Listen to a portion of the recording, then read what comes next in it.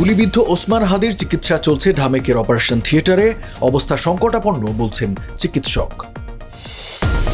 হাদির উপর হামলাকারীদের বিরুদ্ধে দ্রুত আইনি পদক্ষেপের নির্দেশ প্রধান উপদেষ্টার। রাজনৈতিক অঙ্গনে সহমর্মিতা। নির্বাচনে ছবিসহ ভোটার তালিকা ব্যবহার বাধ্যতামূলক, ইসি সচিবালয়ের পরিপত্র জারি। রাজস্ব বিতর্কে ঢাকা বিমানবন্দরে তৃতীয় টার্মিনালে অচলাবস্থা। বেবিচক জাপানি কনসোর্টিয়ামের বৈঠকে মেলেনি সমাধান।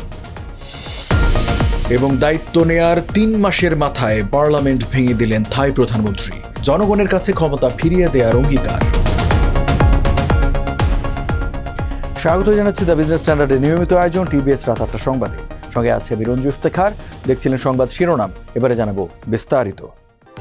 যেখানেই নিরাপদ লেনদেন সেখানেই টেলিক্যাশ। টেলিক্যাশ, নিরাপদ লেনদেন নিমিষেই। ঢাকা 8 আসনের সম্ভাব্য স্বতন্ত্র প্রার্থী ইনকিলাব মঞ্চের আহ্বায়ক শরীফ ওসমান বিন হাদি গুলিবিদ্ধ হয়েছেন। 12 ডিসেম্বর জুমার নামাজের পর রাজধানীর বিজয়নগরে এই ঘটনা ঘটে। তাকে আশঙ্কাজনক অবস্থায় ঢাকা মেডিকেল কলেজ হাসপাতালে নেওয়া হয়েছে। ডিএমপির জনসংযোগ বিভাগের উপকমিশনার মোহাম্মদ তালেবুর রহমান বলেন, জুমা নামাজের পর বেলা 2:25 বিজয়নগর বক্স কালভার্ট এলাকায় মোটরসাইকেলে আসা হামলাকারীরা হাদিকে গুলি করে পালিয়ে যায়। দুর্বৃত্তরা 3টি মোটরসাইকেলে করে এসেছিল। বিকেল 4টার দিকে চিকিৎসকের বরাতে ঢাকা মেডিকেলের পুলিশ ফাঁড়ির ইনচার্জ পরিদর্শক মোহাম্মদ ফারুক বলেন, ওসমান হাদির বাম কানের পাশে একটি গুলি লেগেছে। গুলিবিদ্ধ অবস্থায় হাসপাতালের জরুরি বিভাগে নেওয়া হয় তাকে। সেখানে আইসিইউতে রেখে তার চিকিৎসা চলছে। তার অবস্থা সংকটাপন্ন। ওসমান হাদিকে গুলির ঘটনায় গভীর উদ্বেগ প্রকাশ করেছেন অন্তর্বর্তী সরকারের প্রধান উপদেষ্টা প্রফেসর ডক্টর মোহাম্মদ ইউনূস। তার সর্বোত্তম চিকিৎসা নিশ্চিতে সংশ্লিষ্টদের প্রয়োজনীয় ব্যবস্থা গ্রহণের নির্দেশ দিয়েছেন প্রধান উপদেষ্টা। একই সঙ্গে চিকিৎসা কার্যক্রম নিবিড়ভাবে তদারকির জন্য স্বাস্থ্য মন্ত্রণালয়কে প্রয়োজনীয় দিক নির্দেশনা প্রদান করেছেন তিনি। 12 ডিসেম্বর প্রধান উপদেষ্টার প্রেস উইংয়ের বিবৃতিতে বলা হয়, নির্বাচনকে বাধাগ্রস্ত করার উদ্দেশ্যে কোনো ধরনের সহিংসতা বরদাস্ত করা হবে না। জনগণের নিরাপত্তা এবং প্রার্থীদের অবাধ চলাচল নিশ্চিত করা আমাদের দায়িত্ব। দোষী যেই হোক আইনের আওতায় আনা হবে। ওসমান হাদির উপর হামলার ঘটনার নিন্দা জানিয়ে সামাজিক যোগাযোগ মাধ্যমে পোস্ট করেছেন বিভিন্ন দলের রাজনৈতিক নেতাকর্মীরা। ঢাকা 8 আসনের সম্ভাব্য স্বতন্ত্র প্রার্থীর দ্রুত সুস্থতা কামনা এবং হামলাকারীদের বিচারের দাবি জানাচ্ছেন তারা। ত্রয়োদশ জাতীয় সংসদ নির্বাচনে বাধ্যতামূলকভাবে ছবিসহ ভোটার তালিকা ব্যবহারের নির্দেশ দিয়েছে নির্বাচন কমিশন।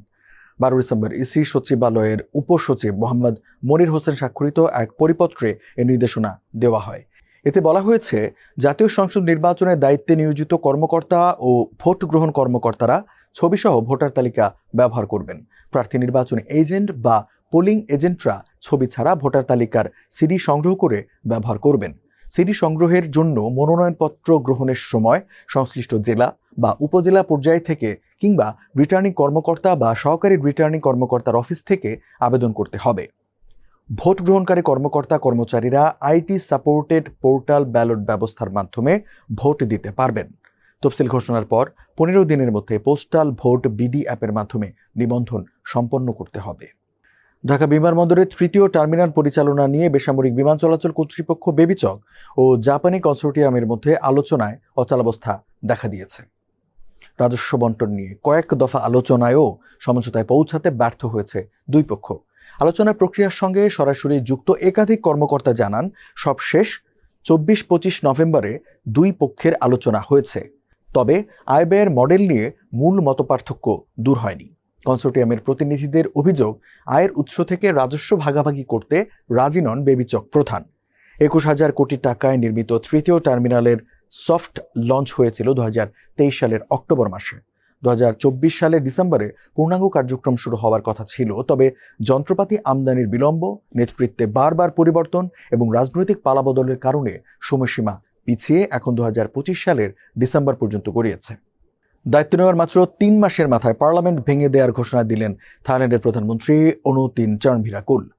প্রতিবেশী কম্বোডিয়ার সঙ্গে সীমান্ত নিয়ে উত্তেজনার মধ্যে 12 ডিসেম্বর এই ঘোষণা দেন তিনি। পার্লামেন্ট ভেঙে দিয়ে 12 ডিসেম্বর সরকারিভাবে একটি রাজকীয় অধ্যাদেশ জারি হয়, যেখানে বলা হয়েছে নতুনভাবে প্রতিনিধি পরিষদের সদস্য নির্বাচন করতে পার্লামেন্টের নিম্নকক্ষ ভেঙে দেওয়া হয়েছে।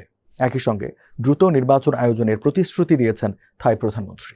এর আগে 11 ডিসেম্বর গভীর রাতে সামাজিক যোগাযোগ মাধ্যম ফেসবুকে অনুতিন লেখেন, আমি জনগণের কাছে ক্ষমতা ফিরিয়ে দিতে চাই। থাইল্যান্ডের আইন অনুযায়ী পার্লামেন্ট ভাঙার পর 45 থেকে 60 দিনের মধ্যে নির্বাচন অনুষ্ঠিত করতে হয়। সেই হিসেবে 2026 সালের জানুয়ারি মাসের শেষ দিকে বা ফেব্রুয়ারি মাসের শুরুতে ভোট হওয়ার সম্ভাবনা রয়েছে। দর্শক, এই ছিল টিবিএস রাত 8টা সংবাদে। এতক্ষণ সাথে থাকার জন্য ধন্যবাদ সবাইকে।